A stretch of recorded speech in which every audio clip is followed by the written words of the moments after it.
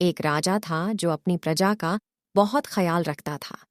वह अपनी प्रजा के बीच जाता और उनकी समस्याओं को सुनता था। वह कोशिश करता था कि वह उनकी समस्याओं को दूर कर सके। उसकी कर्तव्य निष्ठा के चर्चे दूर दूर तक फैले हुए थे। एक बार राजा अपने राज्य में भ्रमण करने के लिए निकले हुए थे। तब उनके कुर्ते का एक बटन टूट गया। यह देख राजा ने अपने मंत्री को तुरंत बुलाया और उसे आदेश दिया कि वो गांव से एक अच्छे दर्जी को बुला लाएं जो उनके कुर्ते का बटन लगा दे।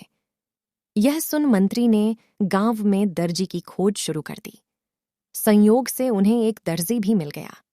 गांव में उसकी एक छोटी सी दुकान थी। उस दर्जी को जल्दी ही राजा के पास लाया गया। उस दर्जी से राजा ने कहा कि क्या वो उसके कुर्ते के बटन सिल सकता है। दर्जी ने कहा कि यह तो बड़ा ही आसान काम है। दर्जी ने अपने थैले से धागा निकाला और कुर्ते का बटन लगा दिया। राजा बेहद खुश हुआ और उससे पूछा कि वो उन्हें कितने पैसे दे। इस पर दर्जी ने कहा कि इतने से काम के लिए वो पैसे नहीं ले सकता है। इस पर राजा ने कहा कि वो इसकी कीमत जरूर देंगे। दर्जी ने सोचा कि उसने तो बस धागा ही लगाया है, तो उसके 2 रुपये मांग लेता हूं।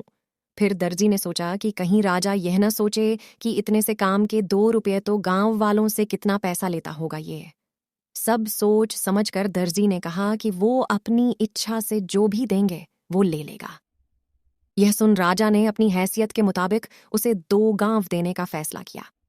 राजा ने कहा कि कहीं समाज में उसका रुतबा छोटा न हो जाए, इसलिए उसने यह आदेश दिया।